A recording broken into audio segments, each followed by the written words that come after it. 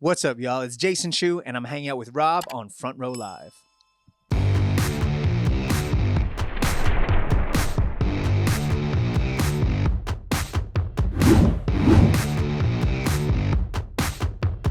What's up, guys? Rob here, Front Row Live Entertainment. I'm hanging out here in the studio with Jason Chu. What's up, Hey, dude? And what's up, congratulations. What a week you've had so far. Dude, it's been exhausted, man. I'm glad to see you, though. Yeah, likewise. It's exciting to see the behind the scenes, like your social media content of like everything that goes through releasing a record or like the prep or even after the release is done. Like you're really a one-man kind of show. Yes, sir. So for you being this kind of artist and being like also taking part of the entire like industry that goes along with it, how do you kind of prep for it, especially for this record? Yeah, I mean, I got to really shout out to like my team. You know, I've got a day-to-day manager, an event producer, a creative director. So I'm super grateful to have people around me that I've just met and I've come to work with and trust over the course of a career. Yeah. Because, you know, any artist, even the most independent artist, has an infrastructure. Yep. You know, no matter what. But also, honestly, so much of it I think is these days. So many of the tools are in our hands. You know what I'm saying? Whether that's pitching a song to Spotify pre-release, whether that's, you know, all of our merch. We've always gone direct to a manufacturer. You know, for this line of merch that I'm doing right now, this was an Armenian dude up in the valley. Nice. And then this T-shirt we got printed from a small mom and pop Latino-owned print shop in Rosemead. Nice. There you go. So keeping it local too. Like that's also exactly. Cool. That's also cool. Now, you know, it's crazy because like artists would have, like you mentioned, you would have the team and you would just focus on the lyrics. You would just focus on the writing process, on the creative process, right? But like you're doing everything and everything possible for this as well. So how do you kind of separate yourself from like, today I'm going to be the artist, I'm going to write music or focus on in the studio, or like be the creative and like today I'm going to work on these promos and this and that. Like, how do you kind of balance that? Yeah, man. Honestly, what I always tell to younger creatives, right, who say like, "Hey, you've made a living off of your music for, you know, the better part of 10 years. Like, how can I get there? How can I do that? What does it take to do that?" Honestly, I always tell them 80 to 85% of the job is being professional. Yeah.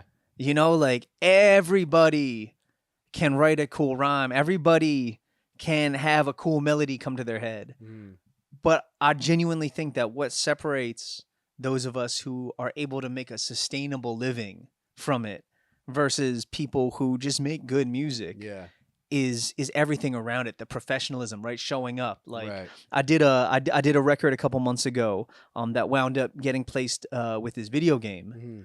And you know, the dude who was putting the project together hit me because he knew I'm a guy that you give me a creative brief. 12 hours later, you'll get vocals. Oof. You know, you give me notes. 4 hours later, you got something new in your inbox.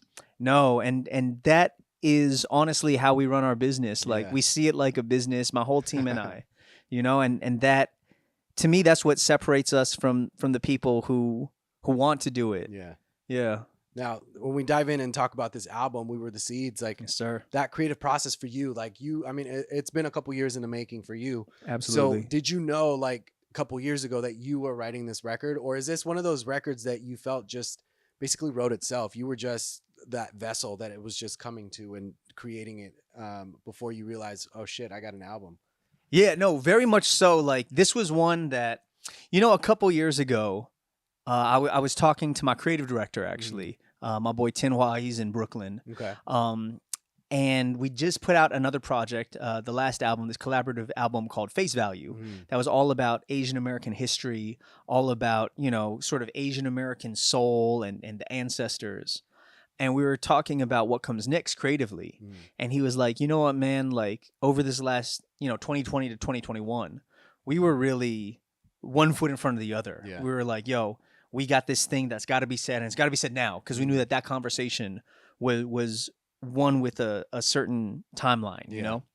And he was like, I think it would be good for you creatively to just make stuff now. Just make things and see what comes out of it. Take your time, you know, let it incubate. So we started doing demos and really just trying to write good music that felt right. and not say, oh, we're writing towards an EP, or we're Yeah. writing towards some singles, or we want stuff that'll place well and sync well with TV. Just Right. write stuff that felt good.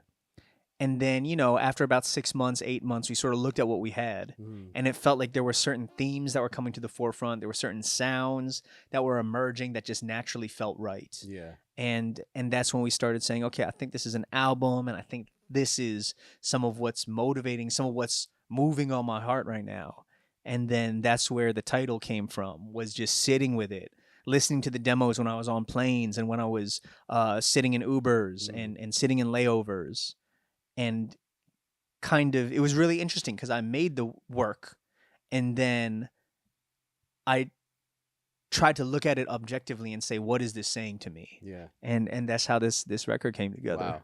It's cool how like every artist, or not even every artist, every release has a different kind of story of how it was, how it kind of evolved or how it started.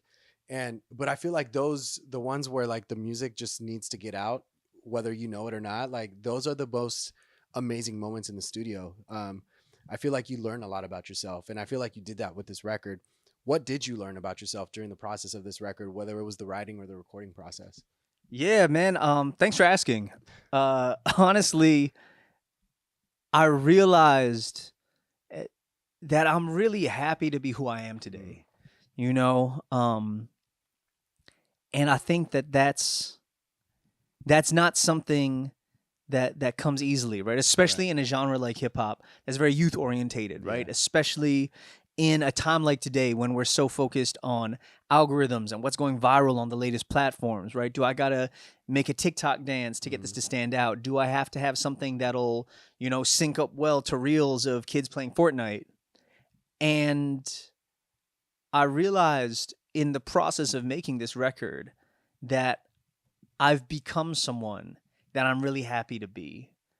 And that by sharing parts of my life, sharing about the relationship I have on this record called Drive Slow, sharing about sort of my relationship to the ancestors on these records called Move or Kintsugi, I realized that I'm at a point in life where I wanted to be, right? Where 10 years ago when I moved to LA, there was someone I was hoping to be. There were some things I was hoping to do externally, internally. Right. And now I'm at a point where I've done that. And that's what this record wound up becoming was, it's I would say in a lot of ways, it's not necessarily outside music, but it's music like for a walk or for a day home or when you're riding around thinking about life. It's aspirational music in that way. Yeah. Well, and it just feels natural. It feels like a natural record. Like you didn't try to create this album. You didn't try to sound this way. That's right. And I feel like a big reason of why it feels so natural is because you're mixing English and Mandarin in every single song. It feels, I don't speak Mandarin, but it sounds like it flows perfectly, right? Like it still gives me that same cadence. It still gives me that same kind of like feeling as if I knew every single lyric that you were saying. So what is that process like? Like, do you feel like you start recording in English and then Mandarin just happens to come out because that's the expression or that's the feeling that you have? Honestly, it's very calculated. It's not because I didn't, I grew up speaking only English at home. Yeah. And for me, actually, even there, Mandarin, I only started learning Mandarin when I was in college. And then I spent a couple years in Asia and around the Chinese hip hop scene. I lived in Beijing for 3 years. Was this for you or to kind of understand the culture and understand the music scene? Yeah, very much like, this self-discovery thing, very much like being Chinese American, being Asian American. Yeah. And wanting to understand this culture and this region, this continent, this country that I've always been associated with, but I've never had 10 toes down, like never immersed myself in. And then this is really how I would put it. I would say that nothing's gone to waste. Everything that I've done over 3 decades, it's all in there. The spirituality, the family, the failed relationships, the difficult relationships, the one that's very beautiful and life-giving, the friendships, the knowledge of self. It all has found a place in my life right now.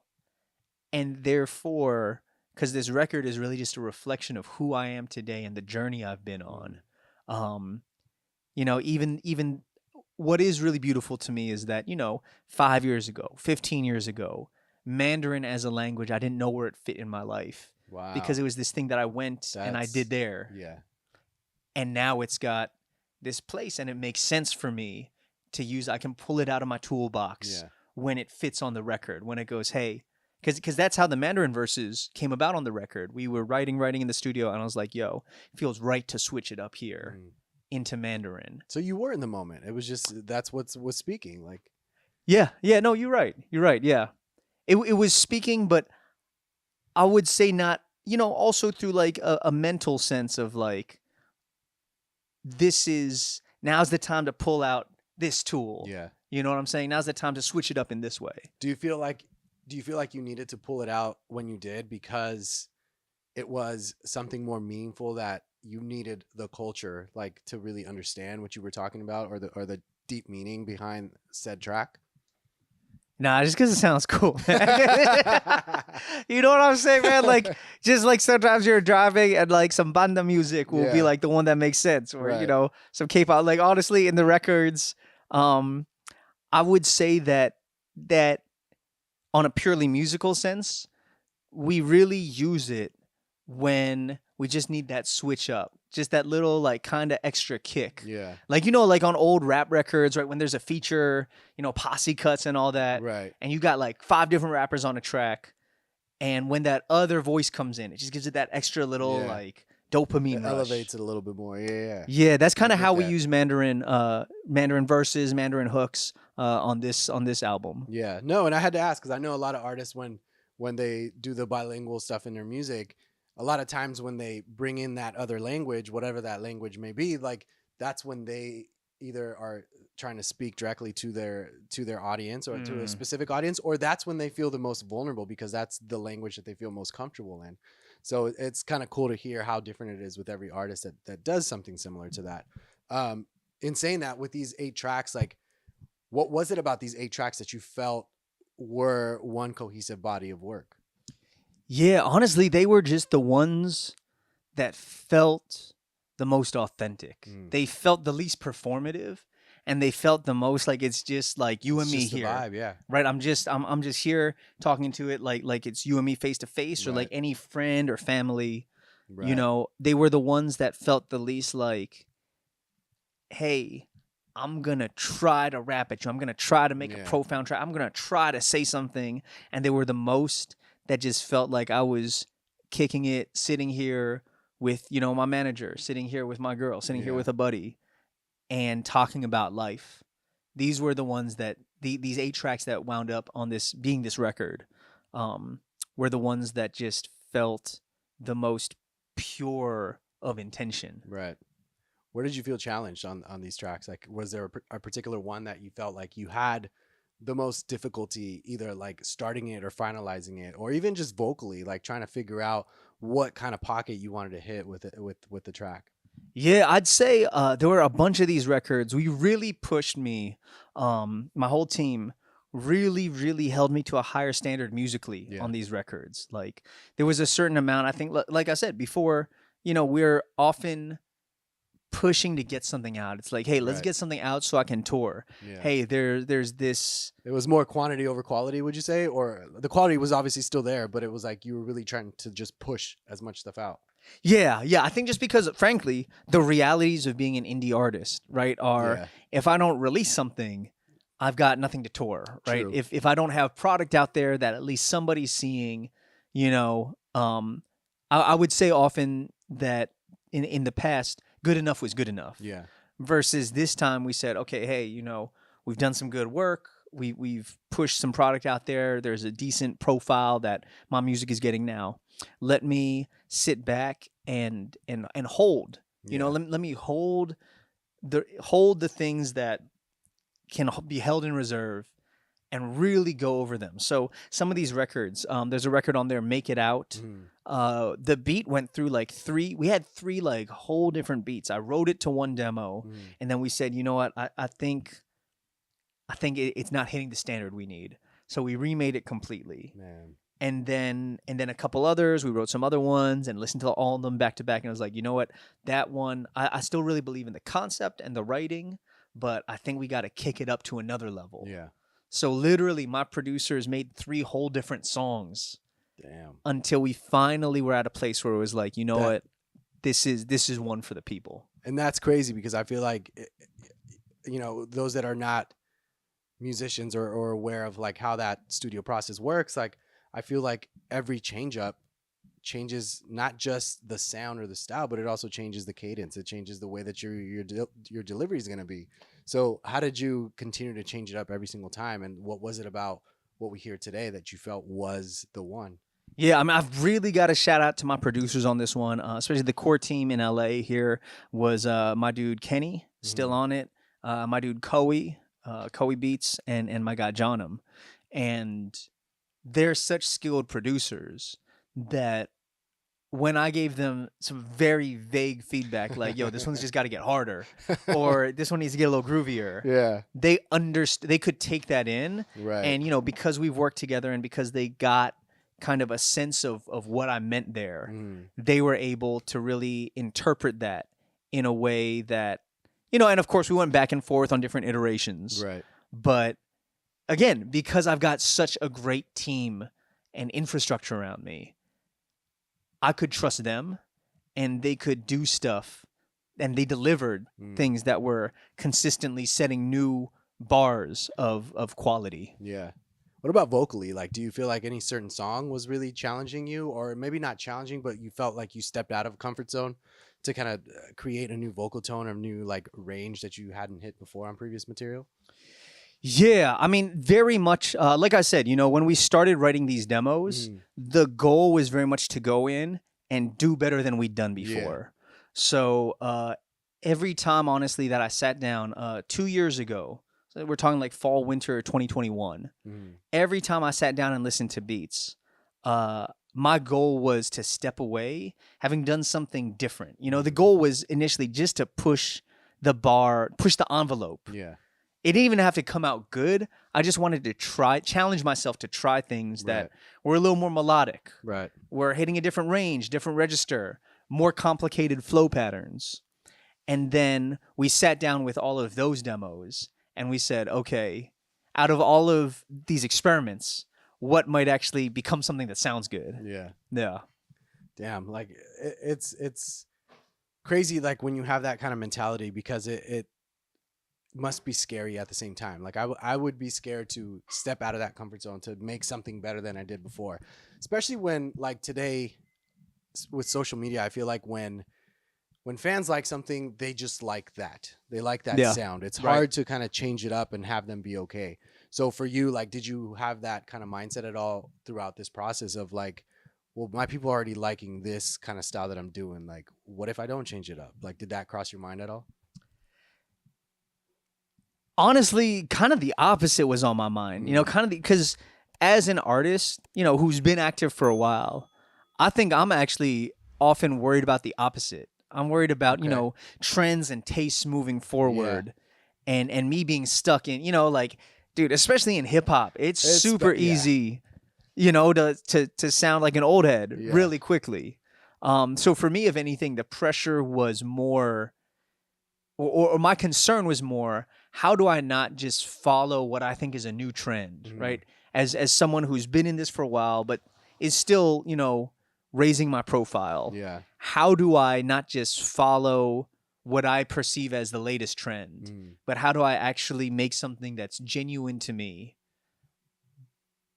and is an evolution of who I am, but is really rooted in who I am versus just following and chasing, Right. What was the importance of these collaborations that you had on this album? What did you feel like they fit perfectly for this record? Yeah, so really what it was, we got 2 guest vocalists on the album. We've got Ann Won, who's a legendary Korean American soul singer. She was the first person to sing soul music in Korea. Wow. And her music gets covered all the time on like Korean variety shows and talent shows. And then our buddy Travis Atreo, who's just an incredible Filipino American pop singer.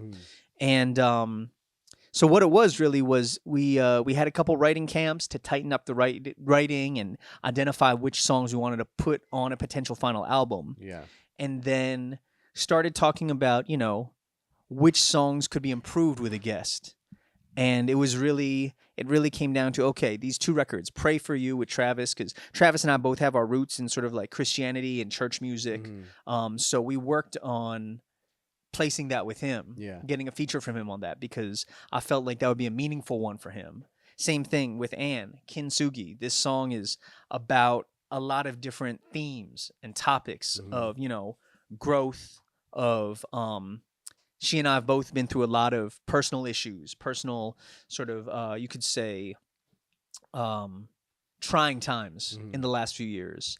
And to go through that and come out stronger on the other side, I felt like having her on that record, it wasn't only that her voice really would fit the sound of that record, but she understood the whole process and the meaning of it. Yeah, and that's how those collaborations came about, and they really came about because they felt right. Yeah. And it's cool because it doesn't feel like like I mentioned earlier, and I'm going to continue saying it. It's like it doesn't feel like a record that you tried to be someone. You tried to do this. You tried to create the sound. It sounds like everything from the writing process to the production to the vocals that you also have on there just naturally happened because they belong there. This was the time and place for them, and like you created it. Yeah, very much. So like, has that happened to you before with previous music, or is this the first time that you feel like everything just came together like when you least expect it? Yeah, I mean, I think that behind the scenes as well as on the record, the whole process for this mirrors and really evokes the themes of the record, like because that's something that I'm big on and that I've gotten increasingly passionate about, is making sure I'm not just saying a message but I'm living it. Right. You know what I'm saying? Like, who am I to tell someone, like, on the record I say this, there's this hook that goes, walk around the city with a chip up on my shoulder, standing red carpet pictures, but I've never been a poser. Focused on my goals, my circle is getting closer, way beyond the days we do a favor for exposure. Right? I'm talking about living your truth. Yeah. Not chasing it, not clout chasing, not being thirsty. Yeah. And so who would I be if the process of the record was, yo, what's the biggest feature we could get? Yo, yeah. Who could I sound like today? Yeah. Exactly. What's a record that I know would get playlisted? Yeah. So, the process of putting the record together mirrors to me the same growth that's happened on record. Yeah. And that's what I appreciated about the album too, because it's, hip hop is a tough genre to execute, just because I feel like, there's so many different signature changes with tones, cadences, and so on. But it's also one of those things where, like, I feel like there's a lot of hip hop artists that don't live that lifestyle and are trying to be something else when they're recording. That's true. And I feel like it's hard to sell it to me when I listen to stuff and be like, I don't know, this just feels like you're doing it because you're going to make money off of it. But with you, like, I feel like this, you're talking, it takes me back to like Run DMC days, where it's like I'm learning something out of these tracks instead of like I'm learning a new dance or whatever, like it is up in the air, right? Like, I feel like you're giving me culture with this record, which is cool because not a lot of people do that today. And so, props to you on doing that. But I feel like it's not easy either. I feel like you have to live through those moments. You have to do your research as well. Yeah, no, definitely, man. Like, I've got, this saying that, actually I said this on another record, but it's like, I'd rather be superfood than caffeine. Yeah. Like I'd rather be kale than, like a Monster Energy. Yeah. And like, man, I love the Monster Energy. Like I love any Flash. Ice Spice is dope, man. Yeah. I love listening to Ice Spice. Love, R.I.P. Pop Smoke, like Polo G, all these artists. I love that. Post Malone makes incredible music. But there's kind of a difference, right, between the stuff that'll wind up in my gym playlist and what I feel like I'm here to make. Right. Because frankly, what it is, man, is like I started doing music because I wanted to help people, to feed people, to help people grow and elevate. Right. Right. And, you know, not certainly, I'm not the guy that's ever going to say, and that's the best music or that's the only music. Like, I think that's stupid. Like, music can be a lot of different Right. things. But I know what role my music and my voice have to play in this world. And, you know, and that role certainly isn't for everyone. It's certainly not for everyone all the time. Yeah. But for the people who are looking, you know, I think about like young Asian American kids who are wrestling through these identity issues. I think of honestly a lot of my, you know, black and Chicano and indigenous friends who, you know, one of the people that comments on all of my social stuff, it's this indigenous woman who, you know, is closely tied to like res life. And in my music and in my social media content, she finds something there that resonates and speaks with her indigenous experience, Wow. her native experience. And that to me is the greatest honor. You know, I don't have to be the artist for everyone, but I know there's people out there who are looking and can use what I have to give. Yeah. And that's what I'm here to do. Yeah. And you're doing that. I feel like not a lot of people expect that a lot of cultures go through the same kind of processes. Um, so like I feel I totally get that. Like I can understand how someone from a completely different country would understand the conversations that you're having with your music. Um, but I'm sure that fuels your fire to like create more and more, just because like you see what kind of an impact it's having on, you know, people our age, but also like the new generation. Because Yeah. unfortunately, like I don't know what it is, but like in this day and age, I feel like the new generation doesn't have that kind of culture. Like they don't understand what their parents went through or what their grandparents went through, and to them life is just easy because all they have to worry about is like TikTok today, you know, like so. And I feel like you're kind of like teaching us and teaching them like a little bit more about the culture while, you know, enjoying these tracks and your vocals and the cadence that you're kind of providing. So that's dope. Thank you, man. I mean, that's literally, you know, that's really why this was the title we landed on. I remember I was at LAX on a layover from the Bay Area to the East Coast, Yeah. and I was sitting there in the lounge, not the lounge. I'm not like that, you know what I'm saying? Like I was sitting there like on a bench somewhere. Yeah. That's what I mean by a lounge, you know. And that phrase just came to mind because, you know, we were running through ideas and none of them felt right. None of Yeah. them felt like they fit. And then this phrase, "we were the seeds," came to mind, and it just made sense. Like, and that sense of groundedness in the past is really what tied together all these records. You know, some of them are higher energy, some of them are more vibey, some of Yeah. them are downright lo-fi, but what all of them reflect, you know, my amped upness, my confidence, my romanticism, my, you know, all of it, everything that I have to offer right now comes from realizing that at one point in the history of this world, we were the seeds they were throwing out there. You know, and a seed doesn't start by itself. It comes from somewhere. Yeah. And that's what I've realized, man, is like as an Asian man in this country, this is what I learned from hip hop, right? Hearing black men and women, hearing Latino men and women like talk about how what gives to me, right? Like what gives a hip hop artist validity, what verifies them Right. is the fact that they come from somewhere, right? Yeah. That could be your neighborhood, that could be your block, that could be your set, that could be your family, that could be your ancestors, that can be your country. But hip hop to me is all about no one cares what you are in this moment. Everyone cares about your story. Right. And that's what We Were the Seeds is about, telling my Asian American people we got that story, we got that lineage, we got that rootedness and that community in our back. You know, there's Taika Waititi, right, and Sterling Harjo, Yeah. these incredible indigenous native storytellers. They got this series Res Dogs, and there's a scene where like one of the young women, young girls really, who's starting to become a medicine woman. You know, there's a scene where she's in a jail and visiting her auntie, and they got a shot with like all the generations of medicine women before her Mhm. sort of like appearing and having her back. Damn. And that's really what I want Asian American people to have, to know that we don't stand alone. Yeah. Yeah, and that's a message, I mean, that we should all, understand and realize that we are not alone, no matter what the circumstances, no matter how tall of a mountain we have to climb. Like, we're not the only ones that are doing it. Like, Hell our yeah. ancestors went through that.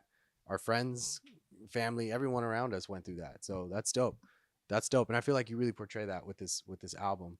Now it's one thing having me listen to this record and feeling all these vibes and emotions, and it's another thing witnessing this record live. So what are the plans now, like now that the record's out, like of more live performances that will showcase this album, or even like a tour? Like, do you see that happening anytime this year, or like just in the near future, or do you want to focus more on more material? Yeah, so definitely, I mean, definitely like live performance. Honestly, it's my favorite parts of the artist life are being in the studio making things, Mm, or being on stage giving what we made yeah. to people, you know. So definitely we're touring this. I've got a show coming up in LA October 14th, Dope. at this venue called Tamili Arts. There's a monthly there's a monthly show that my friend Lauren Lee puts together. Her Mm, company's called Two Rooms. So if people are interested in checking it out, go on Instagram, search for Two Rooms. You know, Two Rooms, TWO Rooms. And I'm playing that in October. And then right now, my booking manager's working on college touring, so we're dope. we're reaching That's out. that's the place. Love it, man. I've been very grateful. I've definitely paid a lot of rent checks with college money, so we're definitely trying to get out there. And really, at this point, we worked on this record so much.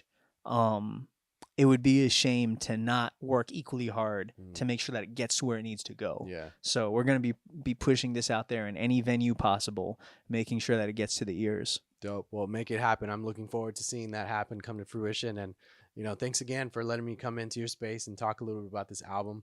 It's a masterpiece, and I feel like more people will understand and listen to it. Now that it's out, and once like these shows start to happen. So, Jason, thank you so much for hanging out with me. You guys be sure to check out Jason Chu. The new album, We Were the Seeds, is out now. And thanks for watching here on Front Row Live. Front Row Live.